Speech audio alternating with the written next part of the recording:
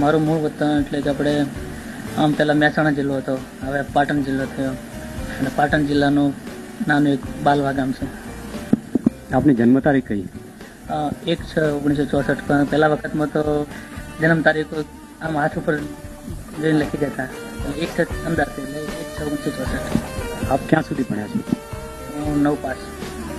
આપ કેટલા ભાઈ બહેન છો? અમે 3 ભાઈઓ અને 3 બહેનો.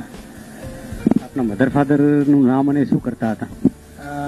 મારા બાપા છે શિવાભાઈ દાનાભાઈ, મારા બા કેસરબા. એ નાનપણથી જ મને એમની સાથે જ રાખતા અને અમે જે ચોપડા લઈને લખવા જઈએ ને મને મણિયારો ને એવું બધું ગવરાવે અને મારા બાપા ટ્રેનિંગ આપતા. આપ સૌપ્રથમ ગાયક તરીકે પ્રસિદ્ધ થયા હતા. આપે સર્વપ્રથમ કયું ગીત ગાયું હતું?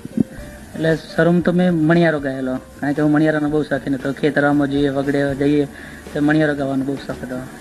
આપ કયા કયા પ્રકારનું ગાવ છો? અત્યારે તો બધા જ પ્રકારનું, કચ્છનું હોય, વાગડનું હોય, કે આપણા ઉત્તર ગુજરાતનું હોય, કે બનાસકાંઠાનું હોય, કે સૌરાષ્ટ્રનું હોય, ઝાલાવાડનું હોય. પહેલાં કેટલું બધું, હવે બધું પ્રકારનું ગાવાનું. ગરબાની એક ઝલક ગાઈ જણાવશો?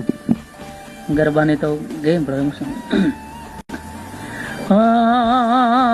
ગમર ગુગરી ના ગમ કારે માડી મારા આવે છે, કમર ગુગરી ના ગમ કારે માડી મારા આવે છે.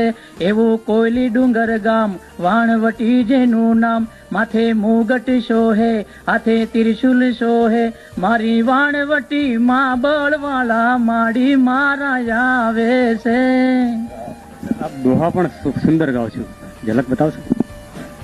એટલે દુહાતામાં ક્ષણી વિજાણનમાં જે અમે ગાયા છે કદાચ તે જ સંભળાવી દઈએ. વિજાણ આડો વીજણો હરે રે આ તો શેણી જાડી બ્રી પણ પડદે રહી વાતું કરે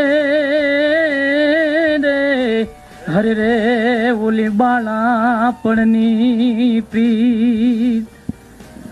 હવે ગુજરાતી ફિલ્મોમાં કેવી રીતે આવી ગયા?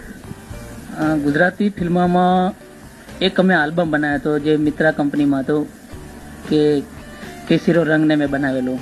અમે એક એમને નાનું પોસ્ટર બનાવ્યું હતું મારું ને મીનાબેન પટેલનું. એ લોકોને એમ થયું કે મણિરાજ આલ્બમમાં આટલા સારા લાગે છે કે જો પિક્ચરમાં આવે તો ઘણું સારું, કે પોતે અવાજ અને એક્ટિંગ જોવા સાંભળવા મળે લોકોને. પછી લોકોની ચાહના હતી, તો મને વિચાર થયો કે લાવો આ ઈચ્છા પૂરી કરી દો. પ્રથમ ફિલ્મ કઈ હતી? મારી પહેલી ફિલ્મ ઢોલો મારા મલકનો. એમાં હિરોઈન હતી આપણે ગાંધીનગરની